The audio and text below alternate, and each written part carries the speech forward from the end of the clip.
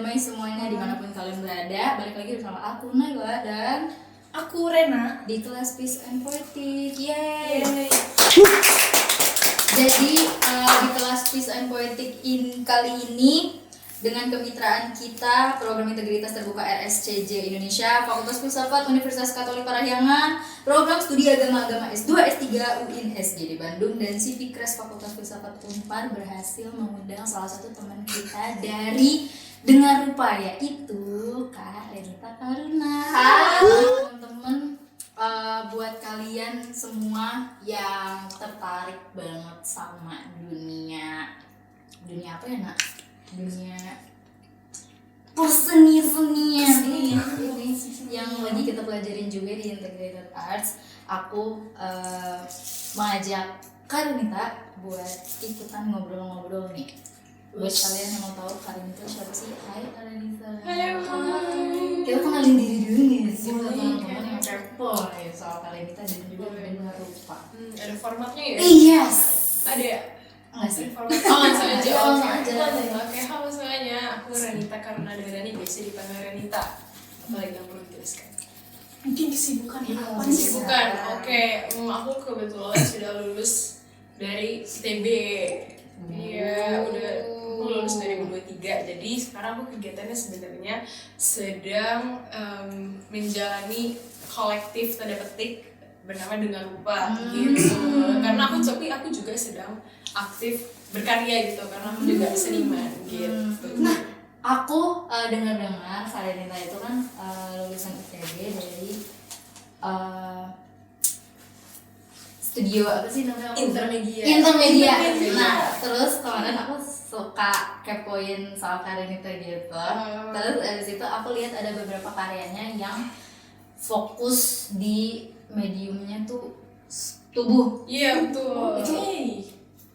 Itu mulainya dari mana tuh? Oke, jadi emang waktu itu sebenarnya aku taunya juga dari jadi performance art namanya ya, kayak apa, pembuatan karya yang berbasis pada bermedium pada tubuh gitu, namanya performance art gitu. Nah itu tuh sebenarnya salah satu kurikulum dari ITB sendiri waktu itu, karena sekarang Intermedia udah ganti kurikulum, kayak ITB ganti kurikulum terus, tapi pas zamannya aku masuk tahun 2019. Nah itu tuh jadi dosen aku nge-plotting gitu, jadi kayak semester berapa ya gitu? Semester 5 8 3 5 berarti semester 5. Iya, semester 5 itu apa namanya? Animasi dulu, belajar animasi karena basic intermedia animasi. Terus semester 6 itu ada 2, satunya sound art, terus yang kedua performance art gitu. Jadi baru pertama kali dijelasin belajar tentang performance art tuh di situ sama dosen aku. Itu terus waktu itu aku bikin karya, tentu saja kan tugasnya bikin karya gitu, karya performance art. Itu aku bikin video. Nah, terus sebetulnya di akhir itu aku kayak kurang pede gitu dengan hasilnya, kayak agak kayak jelek ya gitu. Kayak maksudnya apa yang gak puas yang mau aku sampaikan tuh kayak di secara video tuh kayak kurang nih gitu. Terus habis itu semester selanjutnya dibebasin karena udah mau tugas akhir TA kan. Jadi kayak pilihlah salah satu tuh medium gitu kan.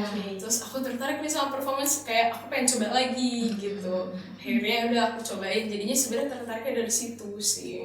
Tapi sebelumnya sebelum masuk ITB dan studio tersebut emang udah ngarah ke sana atau kayak emang baru karena dari studionya sendiri memperlakukan 3 materi tersebut? Sebelumnya aku nggak tahu menau, jadi emang sebetulnya aku kayak sebelum masuk kuliah tuh awam banget sama seni rupa. Malah tuh tahu seni rupa tuh bener-bener pas kayak semester 1 dan 2 masuk kuliah gitu. Agak terlambat banget sih sebenarnya, ini karena SMA aku dulu kayak nggak ada pelajaran seni rupa gitu. Seninya tuh kayak musik sama tari waktu itu. Jadi kayak bener-bener gak ada seni rupa yang kayak apa tuh pengenalan Sujoyono atau kayak Van Gogh, Picasso gitu, kayak belum ada. Apalagi mau performance art tuh jauh banget kan masih gitu. Jadi kayak bener-bener awam banget. Nah pas udah masuk seni rupanya gitu. Tadi sama sih, aku juga kayak benar-benar dari nol sih. Iya dari semester 1 juga kayak oh ini relate. Iya kan. Memang gimana? Nah, aku kepo nih kan karena tadi katanya awam banget nih.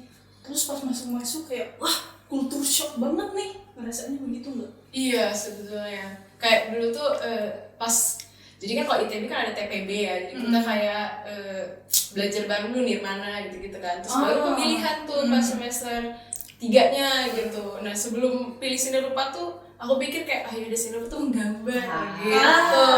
Oke, gambar nggak salah sih. gitu, nggak salah kan. Terus pas masuk ternyata teorinya banyak banget gitu. Aku tidak expect. Berarti kayak teori di semester awal tuh benar-benar di plak teori semua. Ada juga sih beberapa praktek-prakteknya, tapi aku nggak expect teori sebanyak itu gitu. Tapi tantang yang bikin tertantang kalian itu tuh apa? Biasanya kayak di performance ini tuh yang bikin kalian itu kayak ih pengen lagi tuh apa sih? Yang fire-nya yang bikin wah. Sebenarnya mungkin karena ini sih apa namanya, kalau biasanya kalau lukis atau apa namanya medium visual lainnya itu tuh kayak pengubahan dari gagasan gitu menjadi sebuah bahasa visual, kayak mungkin titik, mungkin garis. Maksudnya kayak kalau gambar kan dia terdiri dari titik, garis gitu kan. Entah menunggu lala kayak elemen-elemen visual gitulah. Nah tapi kalau di performance itu apa namanya, kayak kamu mengubah gagasan itu menjadi suatu gerak tubuh gitu. Jadi kayak gak ada tuh gimana cara kamu mengubah gagasan yang mau kamu sampaikan tuh jadi titik atau garis, kan gak bisa tuh. Tapi kayak karena lewat tubuh tuh jadi kayak apa ya istilahnya, menantang banget kan. Gimana caranya kamu mau menyampaikan misalnya suatu narasi tertentu, tapi kayak gimana nih kalau dibentukkan ke gerak tubuh seperti apa gitu. Dan menariknya juga karena pas belajar itu kan kayak performance itu sebenarnya bisa bentuknya apa aja banget. Misalnya kamu kayak ngepel, kamu menyebut itu performance, kalau misalnya kamu ada gagasan yang disampaikan kan bisa jadi performance gitu. Jadi kayak bener-bener wah tanpa batasan banget nih gitu. Tapi kayak di sisi lain tricky juga karena kadang-kadang juga gagasan itu gak selalu bisa disampaikan lewat performance. Jadi menantangnya di situ. Oh, berarti tantangannya ketika ada apa namanya sesuatu yang ingin dikeluarkan lewat tubuh kita gitu ya. Melihat sesuatu jadi kayak kayak bentuk yang kayak gini tuh banget deh buat gue gitu. Dulu nggak gitu sih sebetulnya ya. Jadi kayak baru pas awal-awal kan aku masih kayak awam banget juga ya sama performance, kayak aku tuh gak ngerti tuh performance yang bagus atau yang kayak apa baik gitu atau tepat disampaikan tuh seperti apa gitu. Tapi akhir-akhir ini sudah banyak referensi dan lala tuh malahan di keseharian tuh kayak misalnya cuman ngambil barang atau ngapain gitu terus kepikiran kelintas kayak ini bisa nih jadi performance gitu. Tuh nah. Yes, Kamu kan juga gitu kan? Iya lagi fokusnya tuh kayak gitu kan. Oke. Kalau dari yang lain ya? Nah, aku sebenarnya kepo nih. Jadi kan basic awalnya itu kan animasi ya. Terus tiba-tiba ke performing itu kan, performing kan berarti memang lebih ke tubuh ya. Terus animasi itu lebih ke basic skill yang memang kayak setahu aku itu lewat tangan aja, teknik banget. Nah, dari hasil basic itu dan sekarang pekerjaan sekarang ini kayak ada relasinya gitu nggak, kayak oh aku nemu titik tengahnya nih. Sebenarnya animasi itu tuh kurikulum aja, jadi paketan. Iya. Jadi kayak intermedia. Jadi intermedia itu kan artinya kayak di antara media gitu kan, intermedia gitu kan. Jadi kayak salah satu basic yang harus diketahui dari intermedia itu mungkin animasi. Makanya aku pertama kali masuk intermedia belajarnya animasi gitu. Bahkan bener-bener masih diajarin kayak scene, jeda, terus kayak masih apa zoetrope kalau tahu, yang kayak gitu bentuknya bulat terus abis itu gambar banyak gitu, terus dia harus ada jeda biar dia kelihatan bergerak gitu. Iya, masih belajar kayak gitu animasi tradisional gitu. Kayak gitu. Makanya tapi itu bisa basic aja. Itu makanya bisa ada performance tuh dari situ. Oh iya lagi. Yang baru kayak nyambung gitu. Yang terkenal itu yang biasanya pakai kuda nggak sih? Iya, yang pakai kuda. Oh my my god guys. Oke. Apa sih murah banget? Tapi itu bagian dari kurikulum aja maksudnya Oh. guys gitu. Jadi kayak ya udah nurut aja ya kan. Nurut iya sih. Tapi buat Kak Renita, pendekatan atau kayak metode apa yang selalu dipakai buat bikin karya baru? Sebetulnya apa ya? Aku beberapa waktu lalu sempat ngobrol sama FX Harsono. Terus aku sempat bertanya, kan dia seniman senior dan dia salah satu seniman performance art juga. Jadi aku sempat bertanya kayak kalau mau bikin karya performance itu atau karya apapun itu tuh kayak harus berawal dari mana sih, gagasan dulu kah atau visual dulu kah gitu. Terus beliau mengatakan kayak emang baiknya tuh dari kita mau ngomong apa di karya itu, pesannya apa, gagasannya apa gitu. Kemudian baru cari kayak medium yang terbaik itu untuk menyampaikan si gagasan ini apa menggunakan tubuh atau menggunakan drawing atau foto atau instalasi gitu, kayak gitu. Tapi di situ aku bilang juga aku kandangan tuh bisa berawal dari visualnya duluan. Kayak tadi misalnya lady keseharian aja gitu, misalnya kayak tolong ambilin itu gitu, terus habis itu kayak kamu harus menggunakan apa gitu untuk ngambilnya, terus kayak kepikiran tiba-tiba kayak ini bisa nih jadi performance gitu. Nah jadi si gerakan itu atau misalnya kayak apa ya, misalnya kayak ya suatu gerakan yang biasa kita lakukan di keseharian itu baru aku cari kayak sebenarnya dia artinya apa, misalnya kayak ngepel tuh secara harfiah tuh ngapain, membersihkan noda gimana di lantai gitu. Habis itu baru kayak apa nih metafor yang bisa disampaikan menggunakan visual ini, membersihkan noda di lantai misalnya gitu, misalnya ya itu ya kayak gitu. Bisa aja berawal dari visualnya dulu, kayak geraknya apa dulu, kegiatannya apa dulu, aksinya apa dulu. Tapi bisa juga, tapi sebagian besar aku emang memulai berkarya itu dari gagasan dulu. Jadi misalnya tugas akhir aku tuh sebenarnya tentang perempuan itu. Jadi emang waktu itu kayak ada sebenarnya pemantiknya tuh dari yang terdekat di sekitar aku aja sih. Waktu itu sempat ada salah satu orang terdekat di sekitar aku tuh kayak menjadi korban kasus pelecehan seksual kayak gitu. Nah kemudian itu akhirnya pengen aku angkat gitu, dimana kayak ketika ini terjadi tuh lingkungan sekitarnya tuh belum siap untuk kayak gimana nih menanganinya gitu. Jadi kayak waktu itu aku memberikan kritik gitu sebenarnya terhadap institusi itu gitu deh. Nah terus itu kan jadi gagasan berkaryanya gitu. Jadi kayak oke, gimana nih cara nyampein tentang isu ini gitu. Jadi baru kayak dicari bentuk aksinya apa, kayak gitu sih. Jadi sebenarnya berawalnya dari hal-hal yang paling dekat gitu, yang kayak aku pengen nyampein apa, baru kayak dicari bentuk aksinya seperti apa gitu. Jadi selalu berawal dari concern diri sendiri terhadap sekitar, kemudian bagaimana cara memetaforkannya lewat performance. Betul, seperti itu. Masuk lulus nih Nela. Iya kan? OTW banget. Kalau misalkan dari tadi kan ngomongin tubuh, kalau kira-kira ekspresi itu dapat mempengaruhi kamu ketika melakukan suatu gerakan itu nggak? Ekspresi muka Spesifik nih. Maksudnya ketika melaksanakan performance-nya gitu. Bisa iya bisa enggak juga sih. Biasanya sih kalau di karya-karya aku nggak begitu memploting ekspresinya akan seperti apa. Jadi kayak ya udah aja. Kayak mungkin bisa dibilang in karakter gitu ya, tapi kadang in karakternya itu kayak ya udah aja.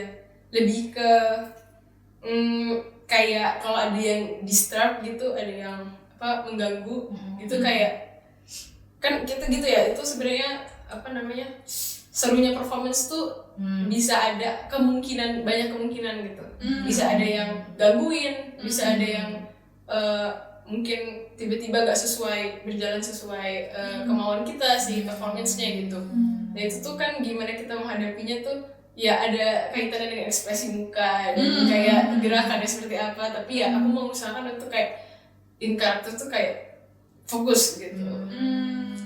Tapi ini yang setelah aku mengerti cerita dari Karenita soal performing tubuh dan lain-lain, aku lebih ke penasarannya gimana sih kayak di titik mana eksplorasi tubuh dan pengkaryaannya Karenita ini jadi kebutuhan untuk membangun ruang kolektif, untuk membangun dengan rupa.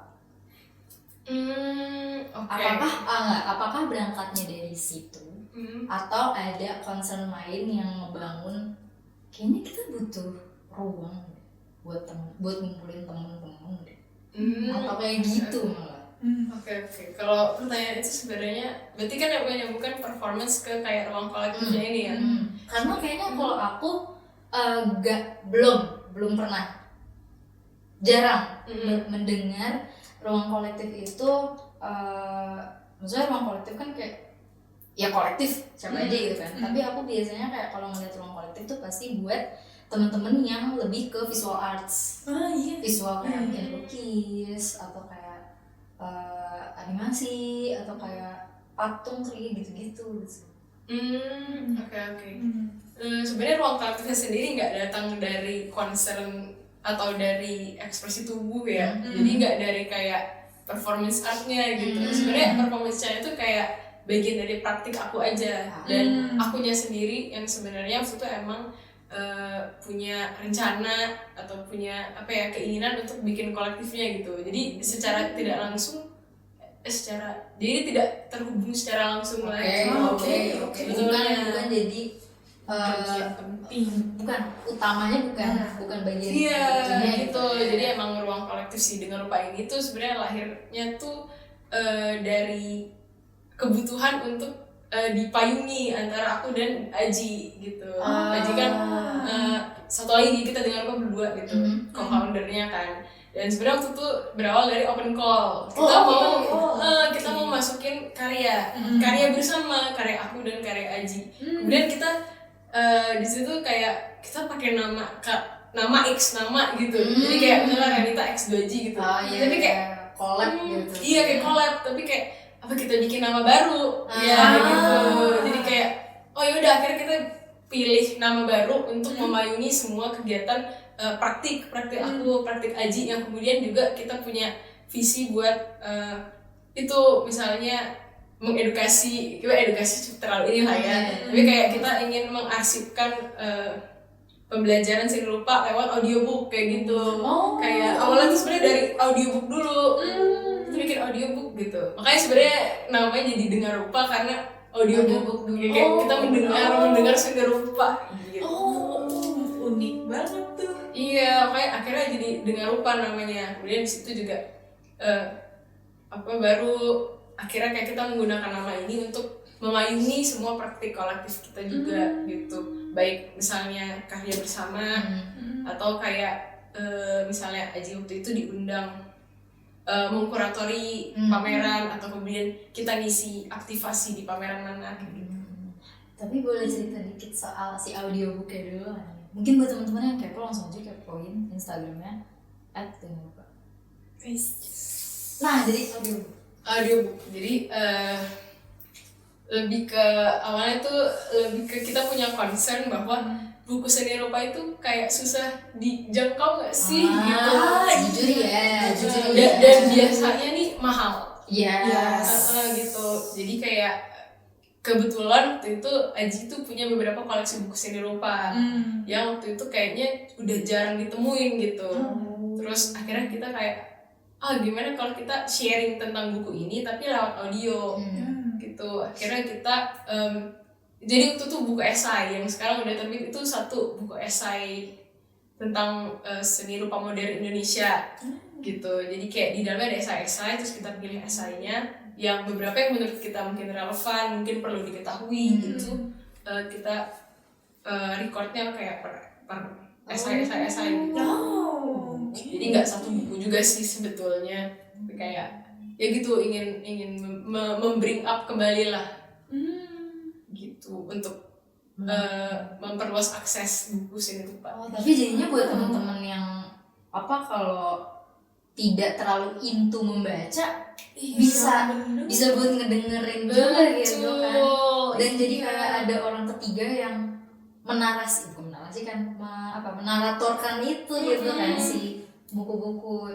Betul, dan bahkan kita juga bisa kasih konteks, misalnya kayak jadi kayak misalnya oke, ini nih biasanya kan esai itu isinya kayak kritik ya, misalnya kayak Trisno Sumarjo kritik Sujoyono atau sebaliknya gitu-gitu kan, yang udah pernah kita baca itu. Jadi kayak kita memberi konteks terhadap yang waktu itu yang dikritik tuh apa sih gitu, dan kayak kenapa bisa ada kritik itu kayak gitu-gitu.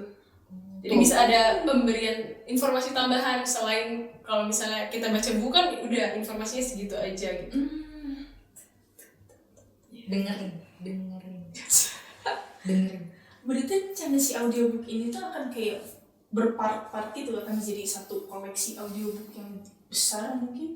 Rencananya gitu sih, tapi karena audiobook ini kita juga waktu itu cukup bingung dengan kayak copyright gitu ya, karena beberapa audiobook kan mungkin agak tidak etis kalau kita membacakan bukunya, padahal bukunya emang lagi tersebar gitu, terjual bebas gitu-gitulah. Jadi kita waktu itu juga udah minta izin sama penerbit dan salah satu penulis bukunya gitu, makanya kita berani bikin audiobook yang buku ini gitu. Tapi cara ngurasinya tuh gimana tuh? Kayak maksudnya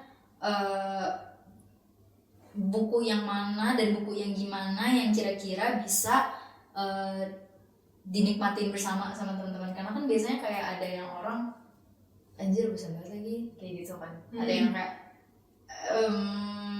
kayak gitu. Itu gimana tuh kayak proses mengkurasinya tuh? Ya mungkin maksudnya kayak ada beberapa buku yang kurang diminati gitu ya.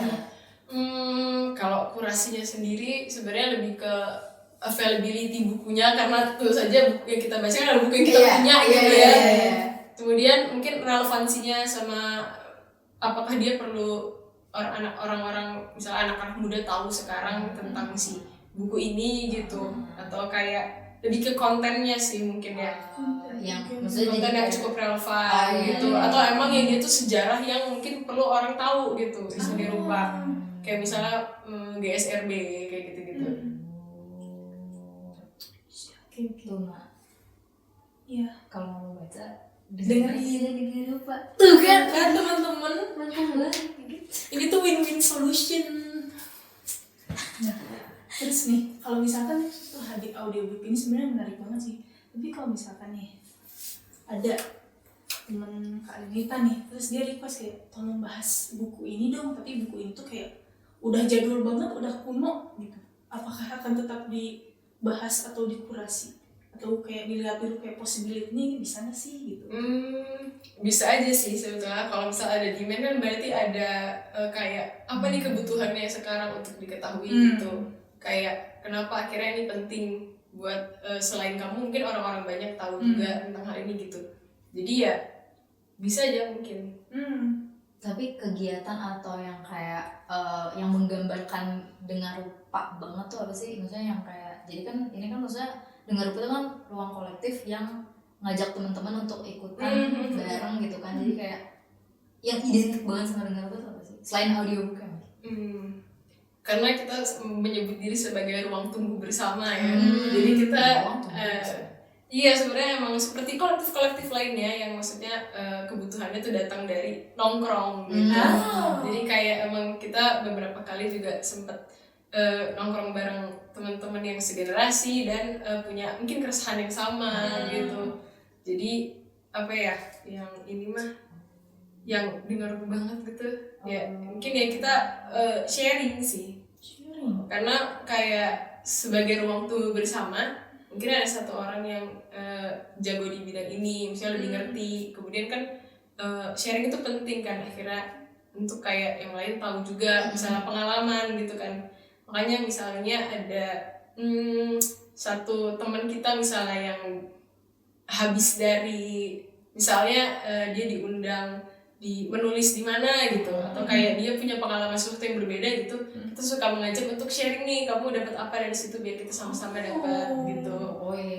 Misalnya itu juga ya kayak sharing biasa juga misalnya kayak keresahan dalam berkarya kayak gitu-gitu, jadi kita bisa merasa ada support system, support group gitu. Berarti jadi mulainya adalah dengan nge-approachin teman-teman yang itu nongkrong gitu. Gue nongkrong, jadi nggak ada pressure lah di situ, kayak ya udah kita kan nongkrong biasa aja gitu. Berarti bisa menjadi ruang tempat untuk yang orang yang sangat awam banget gitu, kayak nggak ngerti apa-apa tapi aku pengen ikutan nih, bisa banget nih. Iya, kita terbuka banget sih. Kayak ya misalnya orang yang awam, misalnya awam banget pun pasti punya pengalaman yang berbeda dong. Nah itu juga bisa, jadi kita bener-bener gak tertutup seni doang, jadi kayak kita membuka possibility juga kayak ya mungkin interdisiplin gitu ya. Misalnya kayak ya orang awam pun pasti misalnya mereka punya pengalaman di bidang apa, misalnya musik atau kayak yang nggak seni banget, misalnya bisnis atau manajemen gitu. Maksudnya kita bisa tetap bertukar pengalaman gitu. Mungkin juga bisa ngebantu dengan teman-teman yang lain karena nongkrong kan Iya, awalnya betul. kan, jadi kayak ngilang Betul, berjejaring lah intinya mah gitu. Lebih berkembang adik-adik semua. teman-teman kalau mau ikutan, mau ngobrol bareng sama Kak Renita dan aku dan Rena juga, kalian bisa langsung aja komen di bawah biar kita bisa kenalan, saling sharing, Bisa diundang juga ke sini. kesini Jadi kan lebih rame. Iya kan. Terus dari situ menurut Kak Renita ruang kolektif ini tuh sepenting apa ekosistemnya tuh untuk masyarakat luas? Untuk masyarakat luas ya, sebenarnya kalau masyarakat luas tuh kita suka kayak kejauhan gitu, karena kadang-kadang tuh buat kitanya sendiri tuh masih kurang menyebar gitu istilahnya. Jadi kayak mungkin kita emang nongkrong gitu. iya kurang menggapai Oke. orang-orang lain. Oke. Kayak mungkin sebelum publik luas gitu ya, teman-teman kita dulu aja, misalnya kayak aku temennya misalnya Rena, terus Rena punya teman siapa, nah kayak gitu, kayak lebih ke apa ya, mungkin karena kita emang secara natural nyasarnya yang segenerasi lah gitu, dan mungkin yang sama-sama muda dan kita mungkin punya semangat yang sama gitu, jadi kayak emang nggak masyarakat luas dulu sih, tapi emang tentu saja kita punya visi ke depan biar bisa nggak bermanfaat bagi kita aja tapi buat sesama juga gitu. Bisa kita tertarik untuk bareng-bareng sama Kak Renita yang berdua aja lagi tadi buat ngobrol-ngobrol bareng. Siapa tahu kan ada yang mau bertukar ide mungkin. Iya. Kayak aduh jangan, aku gak bisa nih mumet sendiri. Nah bisa nih ngobrol, boleh banget kan. Aku punya pertanyaan terakhir dari aku. Kalau Rena aku nggak tahu.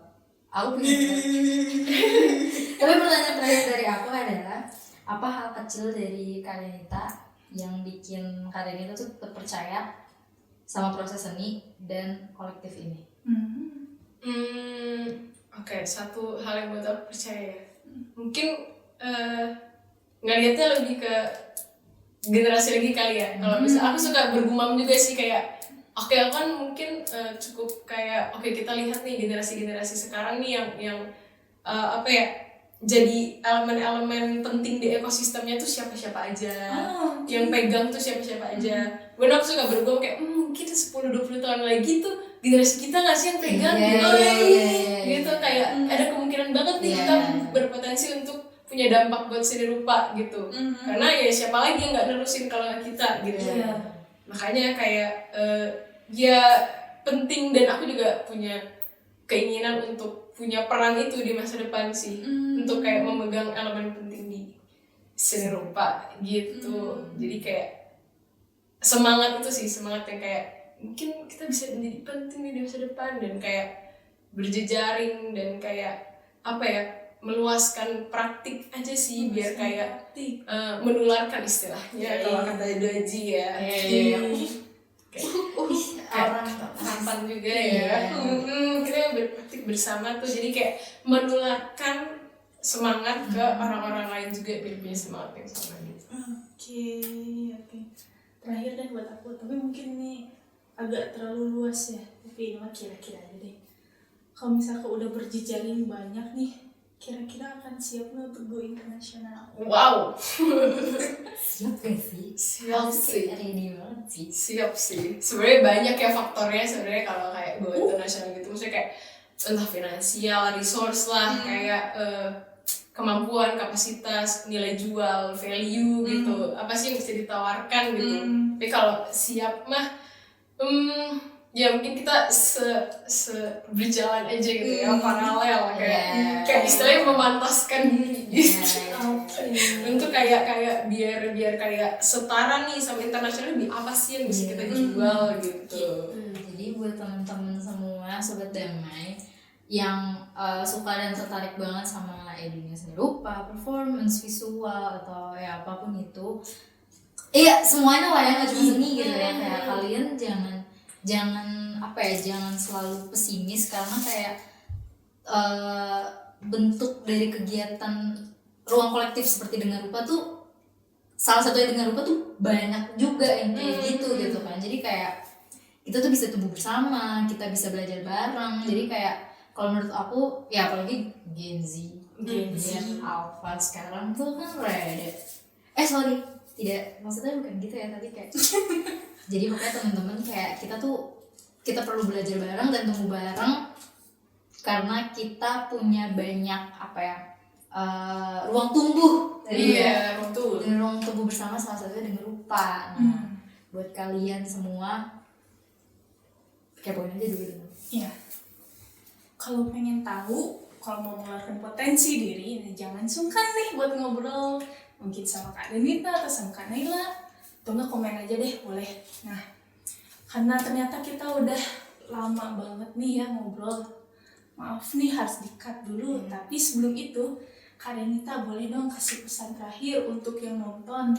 Pesan terakhir apa ya? Ada Statement. pesan terakhir nggak sih kayak? Enggak, closing Closing statement. statement. Oke. Closing statementnya apa ya? Mungkin kayak jangan berhenti mencoba.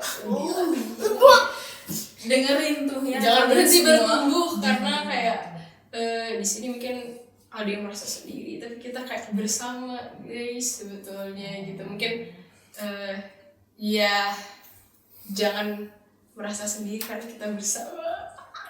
Oh my god. Oke, kalau begitu terima kasih Sobat Damai sudah menonton bersama aku Renata dan partnerku Nanda, dan juga terima kasih Kak Renita yang sudah ikut berdiskusi dengan kita hari ini. Kalau begitu, sampai jumpa lagi semuanya. Dadah. Tuh, orangnya aja menghilang kan. Sampai sendiri. Kita lanjutin sendiri aja gimana? Mau langsung lanjut?